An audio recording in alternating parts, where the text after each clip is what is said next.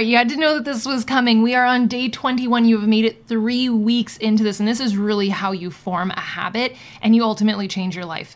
And my goal for you right now is to get really freaking real with yourself and get very good at self-assessing where you're at, where you want to be, what you're doing currently that works. So we did this on day 8, heading into week 2, and we just assessed where you were at.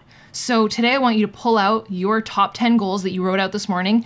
And as part of your routine, hopefully you really are following that routine that we went through of you doing your workout, you meditating, and then writing out those top 10 goals every single day, as well as your top 3, your daily grind, and moving the needle from there. So in looking at your top 10 goals today, have they shifted over, the past couple weeks? What has been more defining to you? What has become a definite that you must achieve, that you're like amped about it?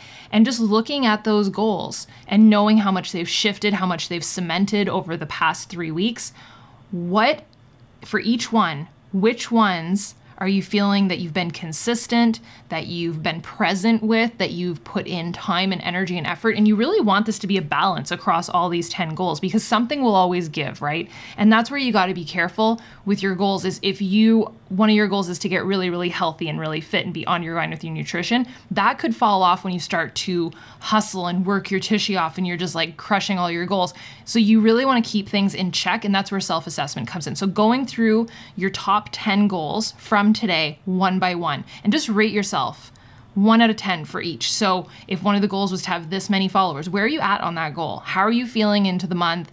How present have you been in moving towards that every single day?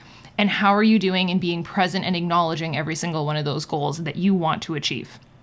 Now, the second part of this, to figure out what isn't serving you. What have you been doing? Let's just talk about the last 7 days, or you can measure the last 21 days, but what have you been doing that you know is not serving you? Either it's getting, too hung up in the vortex of social media and you are consuming more than you're creating, or maybe it's not having a great bounce back rate, or maybe it's just consuming way too much TV, or maybe you've been a little bit pessimistic or a little bit caught up in the comparison game and you know what you need to cut out, or you just know that you're avoiding one of those things. Where can you improve? Where can you get better? And where can you commit to getting better? Not just it would be nice if, like, no, tomorrow or like after you turn this off and you get to work, that you can get better in that area. And just sometimes even the act of thinking about it can move the needle so much for you. And the most powerful one is, what can you double down on? What are you crushing it at?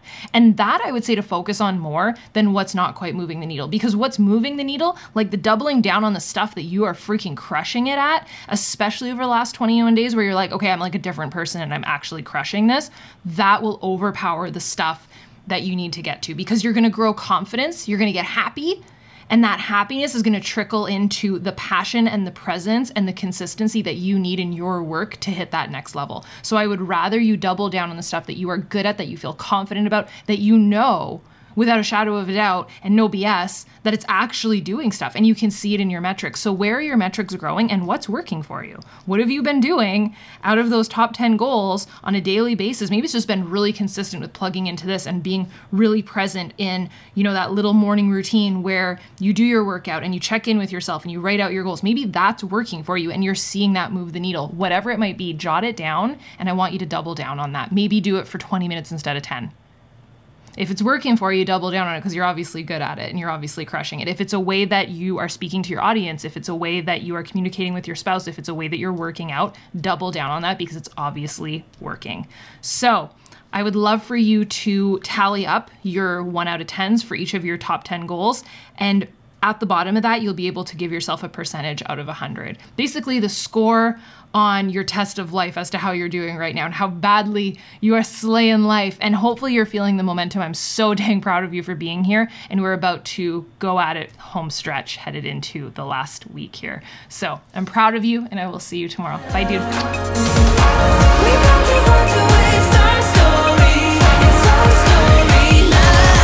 Let's go.